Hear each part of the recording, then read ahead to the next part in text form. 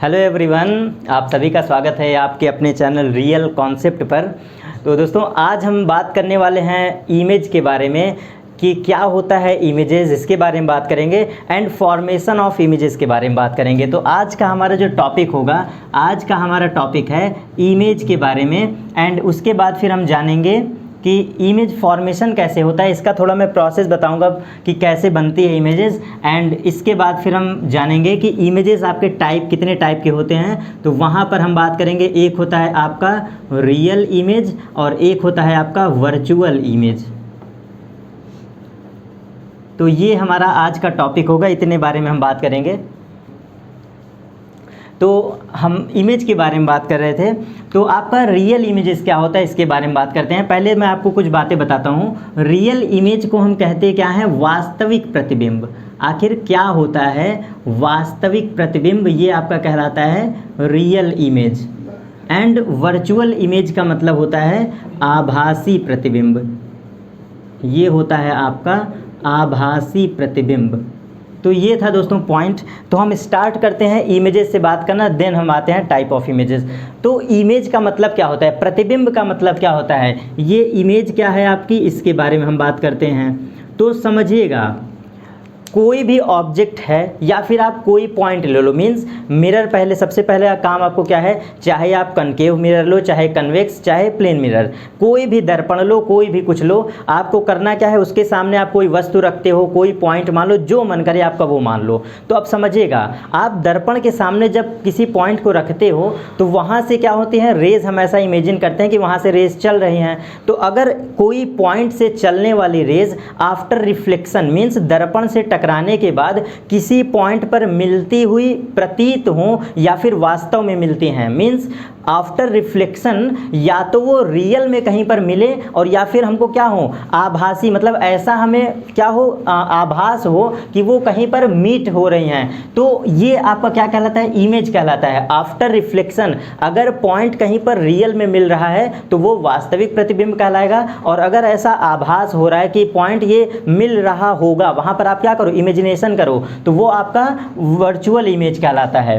तो किसी एक पॉइंट का दूसरे पॉइंट पर मिलना, मीन्स ये समझिएगा, कोई पॉइंट ए है, इस पॉइंट का आफ्टर रिफ्लेक्शन किसी दूसरे पॉइंट पर मिलते हुए दिखाई देना आपका कहलाता है इमेज, आफ्टर रिफ्लेक्शन। ये बात आपको याद रखना है।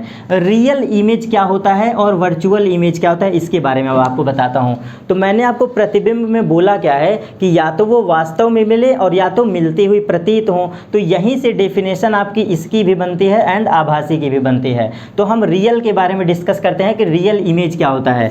तो रियल इमेज क्या होता है कि किसी पॉइंट से चलने वाली रेज, मतलब आपने दर्पण के सामने रखा पॉइंट को, वहाँ से चलने वाली रेज अगर वास्तव में किसी बिंदु पर मिल रही हैं तो वो कहलाता है रियल इमेज, और अगर मिलती हुई प्रतीत हो रही हैं किसी बिंदु पर तो वो बिंदु कहलाता है वर्चुअल इमेज। अब मैंने ये क्या बताया आपको, इस पर मैं की पॉइंट बताता हूँ कि मैं कोई मिरर ले लेता हूँ और हो क्या रहा है, यहाँ से आपकी पॉइंट क्या करें, रेज आपकी मान लो चल रही हैं, ठीक है ना।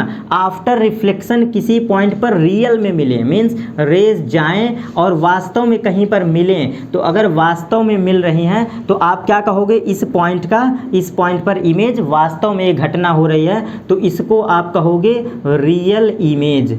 यहाँ पर होता क्या है आपका कि रेज एक पॉइंट से चलकर वास्तव में मिलती हैं।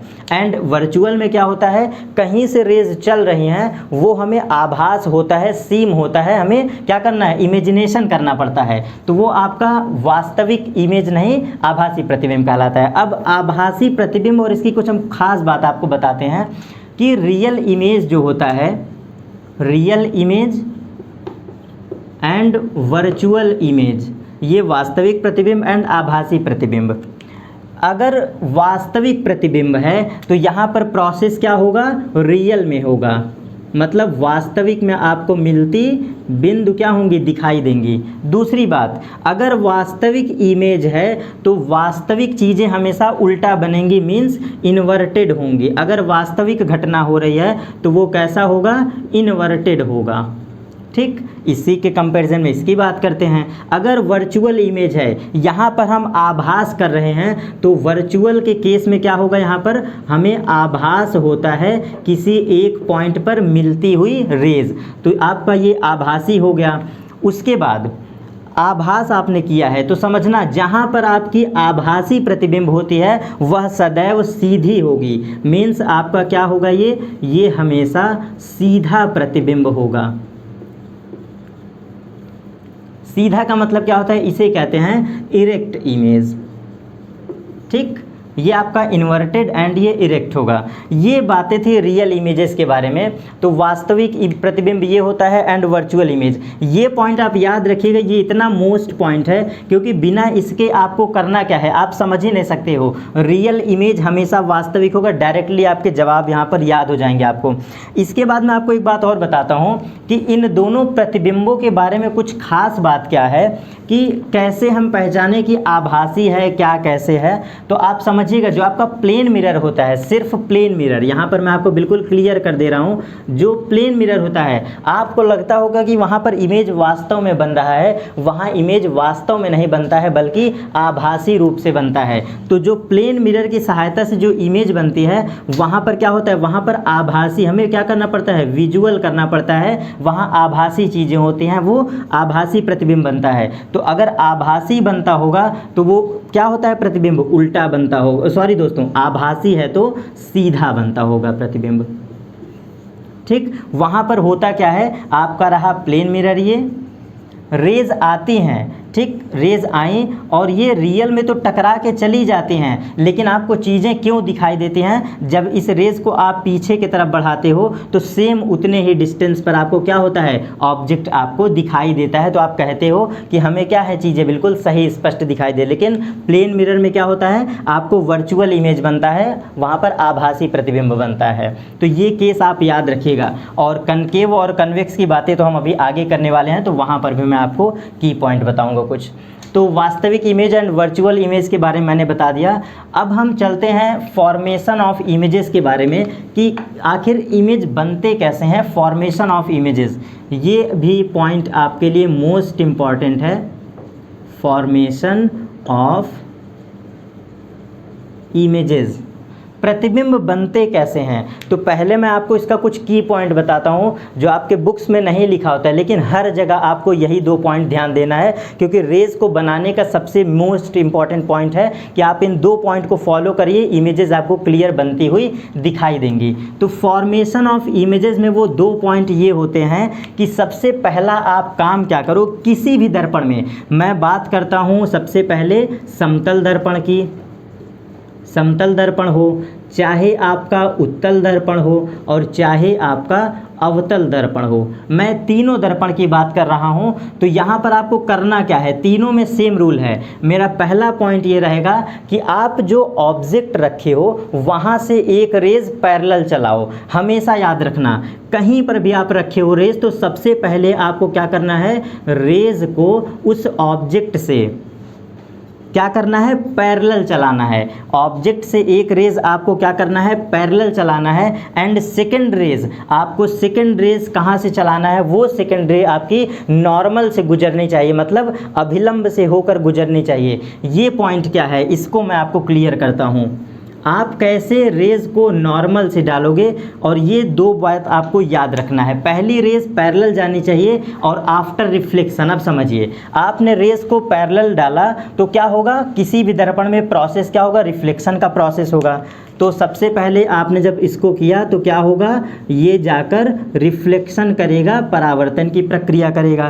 तो पहली प्रोसेस ये है, समझिए, इसको मैंने नाम दिया है फर्स्ट रेज। इसका रिफ्लेक्शन होगा तो ये रेज गई कहाँ पर। अब मेरी बातों को ध्यान से सुनिएगा कि समानांतर रेज टकराने के बाद कहाँ गई, ये बात आपको याद रखना है। ये हमारी फर्स्ट रेज होगी, ये आपको याद रखना है। और दूसरी बात, अगर हम ऑब्जेक्ट को रखे हैं तो नॉर्मल से जो रेज गुजरी है आफ्टर रिफ्लेक्शन वो कहाँ गई, मतलब इस नॉर्मल रेज को टकराने के बाद वो रे कहाँ चली गई, इस रेज को आपको ध्यान देना है आफ्टर रिफ्लेक्शन। ये दोनों रेज आफ्टर रिफ्लेक्शन आपको ध्यान देना है। अब ये दोनों रेज जहाँ भी एक दूसरे को कट करेंगी या आपको ऐसा मानना पड़े कि यहाँ पर कट कर रही होंगी, वहीं पर इमेज हमेशा बनता है। इन दोनों रेज जहाँ पर आपस में ये कट करेंगी वहीं पर इमेज आपका हमेशा बनेगा। तो मैंने इतनी ढेर सारी बातें आपको बताई, आप सोच रहे हो कि सर अभी मुझे समझ में नहीं आ रहा है, लेकिन देखिएगा मैं सारे इमेजेस फॉर्मेशन में यही रूल लगाऊंगा और तब आपको और क्लियर होगा। तो स्टार्ट करते हैं हम इसके इमेजेस फॉर्मेशन के पहले केस से। तो हम सबसे पहले केस आपको बताते हैं कि कनकेव मिरर में आपकी जो 6 पोजीशंस हैं उसके बारे में बात करते हैं। तो यहाँ पर नॉर्मल आया था ना दोस्तों, एक वर्ड आया था नॉर्मल। तो नॉर्मल के बारे में भी थोड़ा अच्छे से आपको बताता हूँ, क्योंकि आपको पता होना चाहिए कि नॉर्मल क्या है और नॉर्मल रे हमें डालना कैसे है। तो नॉर्मल को मैंने आपको जनरली बताया था कि किसी भी सरफेस के परपेंडिकुलर, मीन्स कनकेव लेंस आप पढ़ रहे थे, तो मैंने बताया था कि पोल पर डाला गया लंबवत, पोल पर खींचा गया परपेंडिकुलर या लंबवत आपकी क्या कहलाती थी, नॉर्मल। तो ये दोस्तों बिल्कुल लैंग्वेज सही है, कोई दिक्कत नहीं है। लेकिन नॉर्मल क्या होता है इसके बारे में आपको बताता हूँ। तो जो आपका नॉर्मल होता है वो ऐसा मतलब प्लेस होता है या ऐसा तल होता है, उस नॉर्मल पर अगर आप रेज को इंटर कराते हो या वहाँ पर रेज पड़ती हैं, तो इस नॉर्मल का सबसे बड़ा बिहेवियर होता है कि ये रेज रिफ्लेक्ट नहीं होती, मतलब किसी दूसरे पथ पर नहीं जाती हैं। अगर आपने नॉर्मल पर रेज डाला है तो ये कभी डिफ्लेक्ट नहीं होती हैं, प्रभावित नहीं होती हैं, जिस मार्ग पर जाएंगी उसी मार्ग पर वापस लौट के आएंगी। इस नॉर्मल की खास बात ये होती है। अब कहोगे सर नॉर्मल हम पहचाने कैसे, तो नॉर्मल पहचानने का मैं आपको तरीका बता देता हूँ कि नॉर्मल आपके, मैंने बताया कि प्रतिबिंब आपके 3 ही प्रकार के मतलब बन सकते हैं, किस पर, तो मैं तीनों जगह नॉर्मल आपको बता देता हूँ। अगर हमने समतल दर्पण लिया है, प्लेन मिरर, तो यहाँ पर नॉर्मल ऑलवेज परपेंडिकुलर होता है। ठीक है दोस्तों, प्लेन मिरर के ऑलवेज परपेंडिकुलर नॉर्मल होता है। अब हमें नॉर्मल पता चल गया तो इस पर जो रेज आएंगी वो रेज कहलाएंगी नॉर्मल रेज। ठीक है, नॉर्मल हमें पता चल गया तो इस पर आने वाली जो रेज होंगी वो कहलाएंगी नॉर्मल रेज। और तल कैसे पहचानेंगे, नॉर्मल तल मतलब नॉर्मल का प्लेन क्या होगा, तो आप समझिएगा ये जो सरफेस होगा, मैं आपको ऐसे बताता हूँ, ये प्लेन मिरर है एंड ये आपका नॉर्मल है। तो यहाँ से जो रेज आपकी गुजरेंगे, मतलब ये जो सरफेस होगा, इस सरफेस को हम क्या कहेंगे, नॉर्मल कहेंगे। तो हमने पहला आपको बता दिया। स्फेरिकल मिरर में 2 टाइप होते हैं, कनकेव एंड कन्वेक्स। तो जब आपको समतल बता दिया मैंने, तो जानना कोई भी गोलीय दर्पण हो, मतलब स्फेरिकल मिरर कैसा भी हो, चाहे वो जैसा स्फेरिकल मिरर हो, इसके सेंटर से पासिंग थ्रू लाइन जो होंगी, जो केंद्र से होकर गुजरेंगी, वो रेखा हमेशा नॉर्मल रेखा कहलाएंगी और वही वाला तल आपका नॉर्मल प्लेन कहलाएगा। तो किसी भी सर्कल के सेंटर से, इस सेंटर से पासिंग थ्रू लाइन जो भी होंगी वो सारी लाइन क्या कहलाएंगी, नॉर्मल कहलाएंगी। तो एक सर्कल में इनफाइनाइट नॉर्मल पाए जाते हैं क्योंकि केंद्र पर आप अनंत रेखाएं खींच सकते हो, तो ये नॉर्मल होता है। तो आपको क्या करना है, इसी में आपका कनकेव भी आ गया एंड कन्वेक्स भी आ गया। उत्तल दर्पण का भी अभिलंब क्या होता है, जो केंद्र से गुजरने वाली रेखा होगी वो आपकी अभिलंब रेखा कहलाती है। और किसी भी स्फेरिकल मिरर में, किसी भी गोलीय दर्पण में केंद्र से जो गुजरने वाली रेखा होती है वो अभिलंब रेखा कहलाती है। और समतल दर्पण में उसके 90 डिग्री से होकर गुजरने वाली रेखा नॉर्मल रेखा कहलाती है। और नॉर्मल तल क्या होगा, उसी पर जो तल गुजरेगा उसको कहेंगे हम नॉर्मल तल या फिर अभिलंब तल।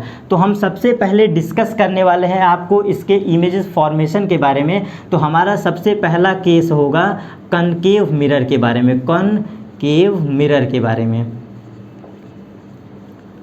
क्योंकि ये आपके क्वेश्चन आते हैं, वहाँ पर रे डायग्राम आपसे पूछ लेता है क्वेश्चन में। तो यहाँ पर स्टार्ट करते हैं, इसकी कहानी आपको मैं बताता हूँ सारी। एक कनकेव मिरर मैं लेता हूँ तो इसका रिफ्लेक्टेड सरफेस क्या होता है, टूवर्ड सेंटर।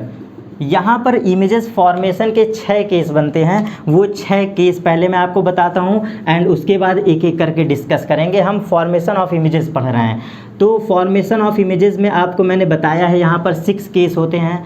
आपको पता है कि ये पॉइंट पोल कहलाता है। अब वो 6 केस क्या क्या हैं, यहाँ पर आपका पोल पाया जाता है एंड इसके बाद कहीं पर आपका फोकस पाया जाता है, मैंने सब कुछ आपको बताया है। एंड यहाँ पर आपका सेंटर होता है, ये 3 पॉइंट हो गए। और इसके बाद ये रेखा जो है आपकी क्या प्रिंसिपल एक्सिस कहलाती है। अब वो 6 केस होते हैं कि अगर आप ऑब्जेक्ट को बहुत दूर रखे हो, मीन्स इस दर्पण से बहुत दूर रखे हो, तो बहुत अधिकतम दूरी को हम कहते हैं केस ऑफ इनफाइनाइट या फिर अनंत का केस कहते हैं, कि जब हम वस्तु को अनंत पर रखते हैं तब इमेज क्या बनती है। तो मैं इसको नाम दे रहा हूँ पहला केस, ठीक है दोस्तों। एंड सेकंड केस क्या होता है, अनंत और इस केंद्र के बीच में कहीं पर रखें, तो यहाँ पर मैं दूसरा नाम दे देता हूँ। ये दूसरा केस है हमारा बिटवीन अनंत and C, case first, case second. Case third क्या होगा, अगर आपने इस सेंटर पर ही ऑब्जेक्ट को रख दिया तो ये आपका केस थर्ड हो गया। तो मैंने 3 केस आपको बताया। अब इसके बाद क्या करेंगे हम, ये हमारा 3 केस हो गया। चौथा केस क्या होता है, अगर हम ऑब्जेक्ट को सेंटर एंड एफ के बीच में रख दें, मीन्स सेंटर एंड फोकस के बीच में रख दें, तो ये हमारा कहलाता है चौथा केस।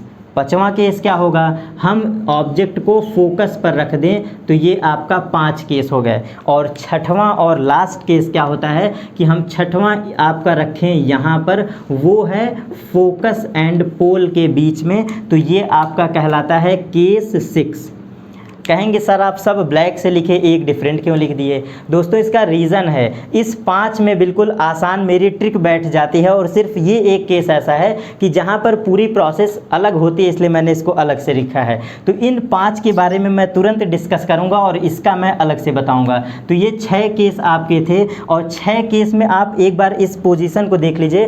पहला अनंत, दूसरा अनंत से सी, तीसरा सी पर, चौथा सी एंड एफ, एंड 5वां ऑन द फोकस। ये 5 केस पर मैं आपको पहले ट्रिक बताता हूँ, क्योंकि रे डायग्राम बनाने से पहले आपको पता होना चाहिए कि ऑब्जेक्ट जो आपने रखा है वो इमेज बनाया कहाँ पर है। ये दोस्तों प्रैक्टिकल होता है, मतलब जो इमेजेस बनते हैं आप रखते हो। तो मैं डिस्कस करता हूँ एक तरफ से। सबसे पहले मैंने रखा था अनंत पर ऑब्जेक्ट, दूसरा हमने रखा था अनंत और सी के बीच में, तीसरा हमने रखा था ऑन द सी मतलब वक्रता केंद्र पर, एंड चौथा हमने रखा था between C and F, and 5वां हमने रखा था ऑन द फोकस। ये आपने रखा था ऑब्जेक्ट को यहाँ पर। तो आपको पता है मैंने ये रखा है ऑब्जेक्ट, इसका इमेजेस कहाँ पे बनेगा, तो इसकी ट्रिक भी मैं आपको सिखाता हूँ, और देन हम इमेज फॉर्मेशन के बारे में बात करेंगे।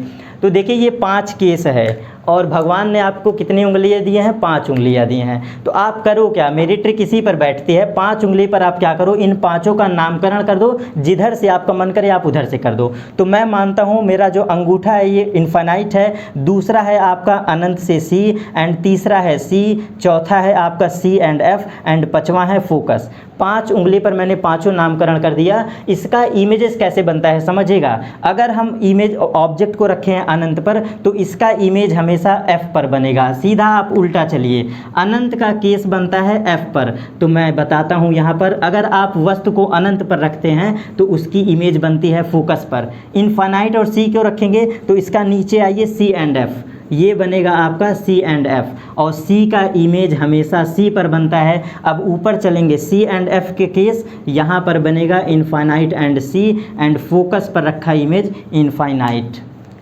5 उंगली पर आप किधर से भी रखो, देखो यहाँ पर ऑब्जेक्ट रखे तो इमेज बनेगा यहाँ पर, ठीक है दोस्तों। यहाँ पर ऑब्जेक्ट रखे तो इमेज बनेगा यहाँ पर, एंड सी वाले का सी पर ही बनता है। आप चलोगे यहाँ पर चौथा केस, तो ऑब्जेक्ट आपका इमेज यहाँ पर बनाएगी, एंड 5वां केस अगर फोकस पर रखते हो तो इनफाइनाइट पर। ये केस आप रिमेंबर अपने हाथों पर भी याद रख सकते हो, नहीं तो आप क्या करो, इसका बनेगा यहाँ, इसका बनेगा यहाँ, एंड सी का सी पर, सी एंड एफ का यहाँ, एंड फोकस का इनफाइनाइट। तो ये आपका क्या थे, ये रूल थे। अब समझना, इतना मैंने आपको क्यों बताया, क्योंकि रे डायग्राम में आपको पहले से पता होना चाहिए कि इमेज हमारी बन कहाँ पे रही है, तब आप उस इमेज को बना पाओगे किसी भी दर्पण के सामने। तो अब हम डिस्कस करते हैं इन 3 के बारे में, एंड नेक्स्ट 3 वीडियोज़ इसके अगले टॉपिक पर लेंगे, क्योंकि दोस्तों इसका इमेज फॉर्मेशन भी क्या है, बहुत बड़ा है, ब्रॉड है। तो मैंने एक चीज़ आपको नहीं बताया, वो यहाँ पर क्या थी कि हम रे डायग्राम पढ़ते क्यों हैं।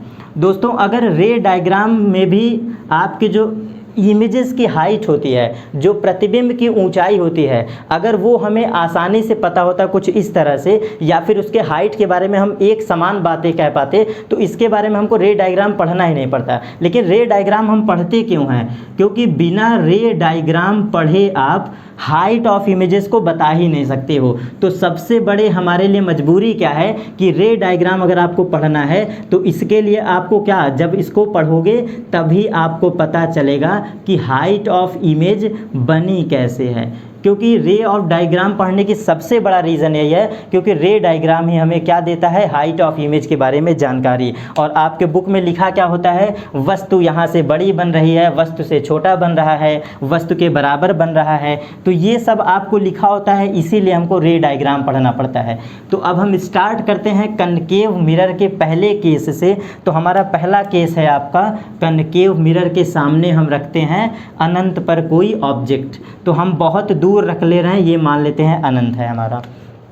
कनकेव मिरर है, कनकेव मिरर का रिफ्लेक्टेड सरफेस टूवर्ड्स सेंटर होता है, मैंने बताया है आपको। अब यहाँ पे करना क्या है, मेरे रूल पर आना।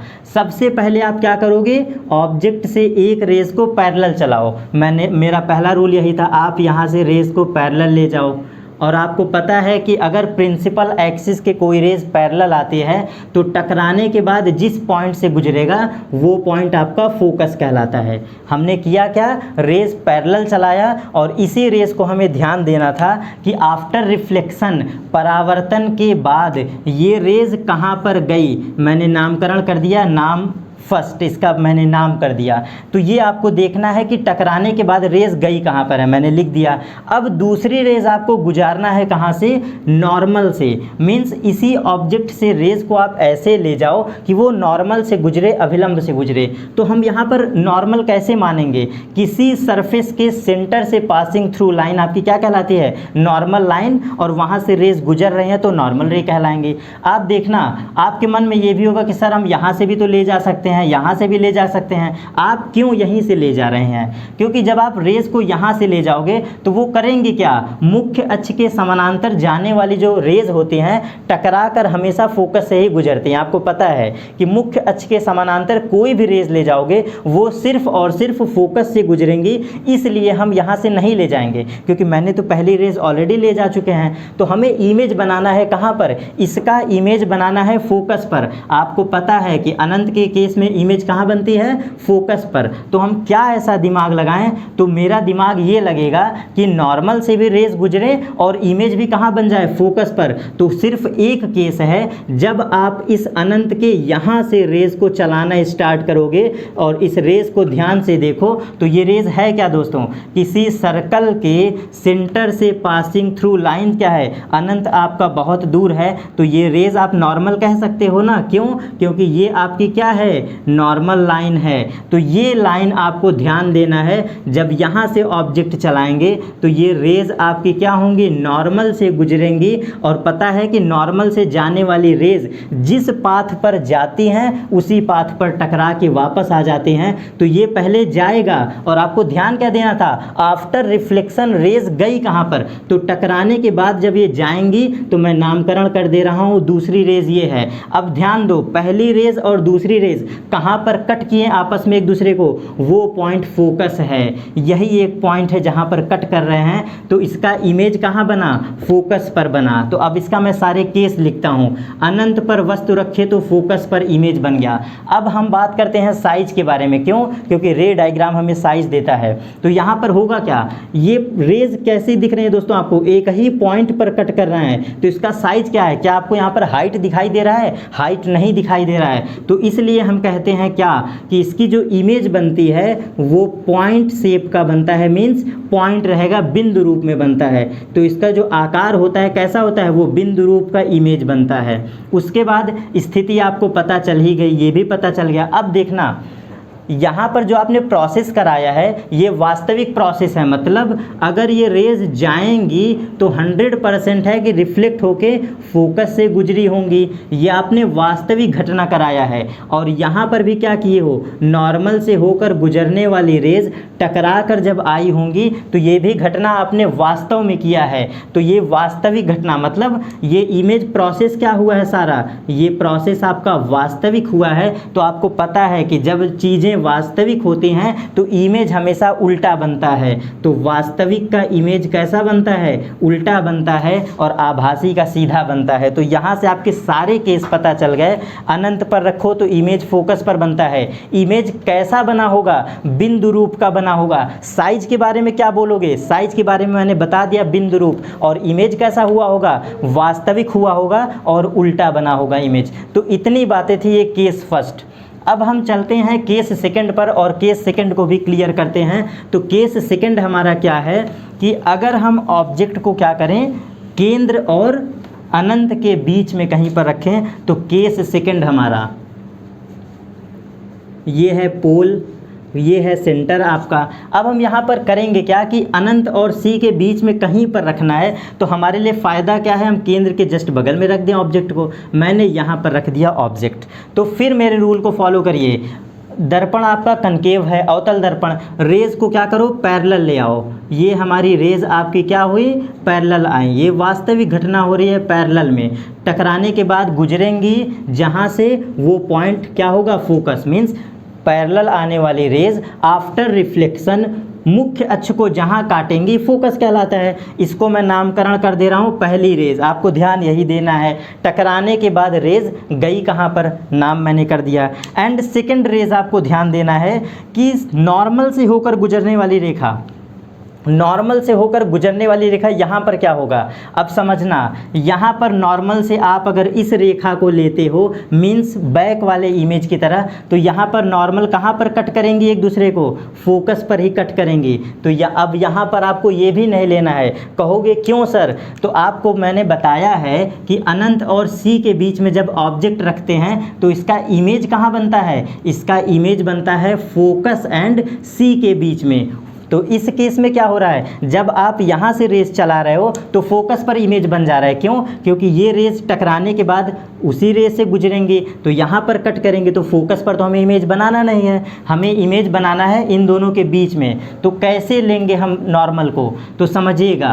आपको मैंने पहली रेस बताया, ये रहा। दूसरी रेस नॉर्मल से गुजरने वाली रेखा क्या होंगी, पासिंग थ्रू सेंटर लाइन। तो इस लाइन को ध्यान से देखिए, ये भी रेस तो आपकी नॉर्मल है, ये भी रेस तो आपकी नॉर्मल है। सेंटर से passing through line, that is called normal रे। तो इस ऑब्जेक्ट से यहाँ से हम जब इमेज चलाएंगे तो क्या होगा, ये नॉर्मल से जाएगी। और ध्यान दीजिए, नॉर्मल से जाने वाली रेज टकराने के बाद गई कहाँ पर, टकराने के बाद देखिए ये लौट के जाएगी। तो कहाँ पर कट कर रहे हैं, एक दूसरे को यहाँ पर कट कर रहे हैं। तो इसका इमेज भी देखिए क्या बना, यहाँ पर इमेज बना। तो ये था आपका केस सेकंड। अब देखिए यहाँ पर आपको क्लियरली पता चल गया, ऑब्जेक्ट रखते हैं यहाँ पर तो इमेज बनता है यहाँ पर। ठीक है, इसके बारे में क्या बोलेंगे, इसका साइज क्या है, ये घटना कैसी है, वास्तविक घटना है। तो वास्तविक का इमेज कैसा बनता है, वास्तविक का इमेज बनता है उल्टा। ठीक है दोस्तों, मैंने बताया था वास्तविक प्रक्रिया हुई, इमेज आपको देखने को मिल रहा है, उल्टा इमेज बन रहा है। तो वास्तविक का इमेज उल्टा बन गया। केस आपको मैंने ये बता ही दिया, अनंत से सी के बीच में, एफ से सी के बीच में बना।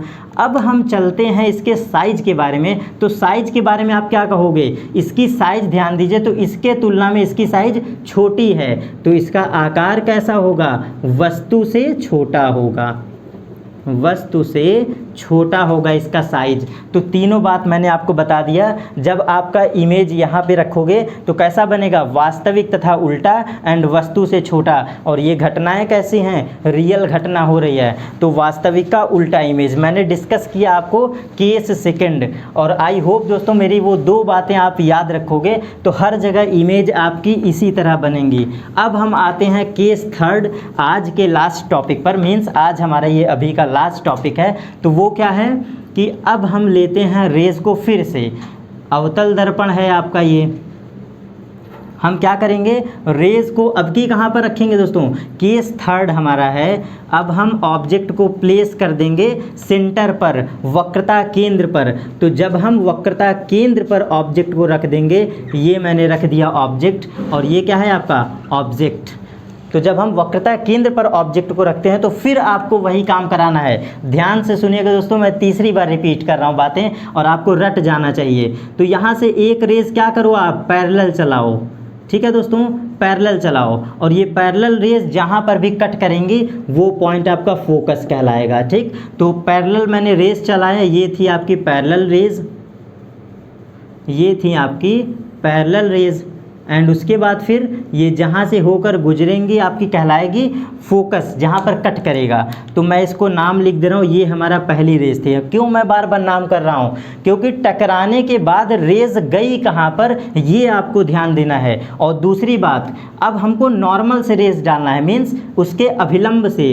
अब हमारा काम है कि अभिलंब से हम क्या करें, रेज को डालें, तो देखें वो कहाँ पर कट कर रही हैं एक दूसरे को। तो इसका नॉर्मल क्या होगा दोस्तों, यहाँ पे आप कितना भी कोशिश करोगे, अब देखिए यहाँ पे आप रेज को पैरेलल डालते हो, फिर ये कट करेगा फोकस पे, तो इमेज यहाँ पे बनता नहीं है। तो हमको अब की हॉरिजेंटल वाली भी लाइन नहीं लेना है एज अ नॉर्मल।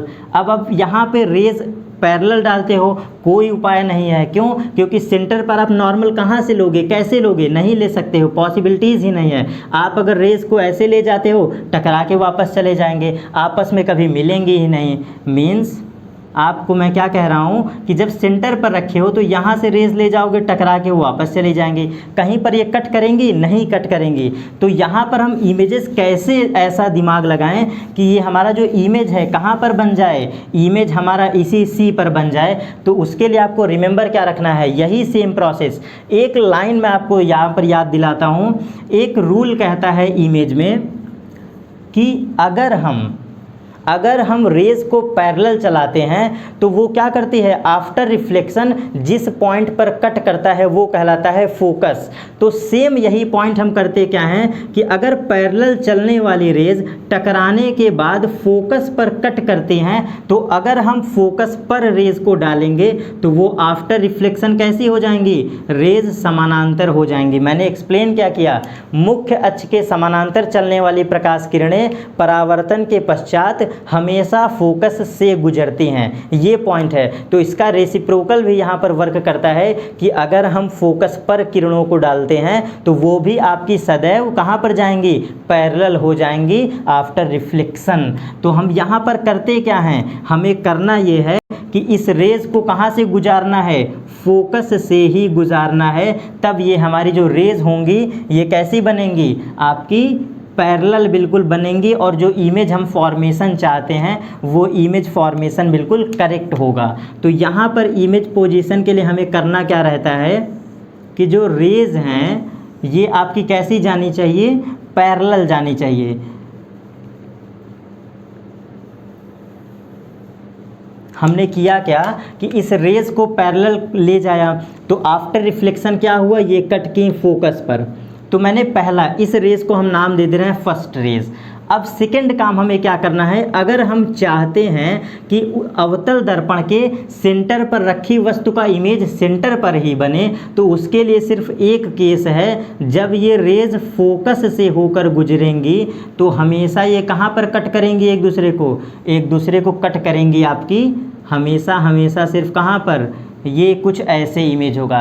तो फोकस से होकर गुजरने वाली जो रेखा होंगी वो आपस में कट करेंगी एक दूसरे को, जिस पॉइंट पर वो कहलाएगा आपका इमेज वाला पॉइंट। तो ध्यान दीजिए, ये पहली रेज थी, टकराने के बाद गई इधर, तो मैंने नाम किया नेमिंग 1। एंड सेकंड रेज जब फोकस पर रेज डालेंगे तो आफ्टर रिफ्लेक्शन ये कहाँ गई, कट कहाँ की, तो वो रहा आपका ये नंबर 2। एक दूसरे को कट कहाँ पर किए, इस पॉइंट पर। तो आपका सिर्फ यही एक ऐसा केस है कि जब आप क्या करोगे, फोकस पर रेज को डालोगे, तभी हमारा सी पर रखी हुई वस्तु का इमेज सी पर बनेगा। तो यहाँ पर ओवरऑल केस को डिस्कस करता हूँ। ऑब्जेक्ट रखे हैं सेंटर पर तो इमेज भी बनेगा आपका सेंटर पर। साइज क्या है, साइज बिल्कुल सेम है, मीन्स बिल्कुल कैसा बनेगा, इसकी आकृति वस्तु के आकार का बनेगा। दूसरा चीज़, ये प्रोसेस वास्तविक हो रहा है, तो वास्तविक का इमेज कैसा बनेगा,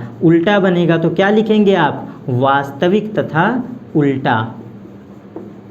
तो इमेज के बारे में आपको सारी बातें पता चल गई। ये थे आपके 3 केस आज के। तो दोस्तों वीडियो भी आपकी बहुत लॉन्ग हो गई होगी, तो मैंने 3 केस डिस्कस किया है। अब इसका नेक्स्ट पार्ट हम नेक्स्ट वीडियो में ले आएंगे। तो ये हमारे 3 केस थे, आपको ये चीज़ रिमेंबर करना है। तो फिर मिलते हैं दोस्तों अपने नेक्स्ट टॉपिक पर।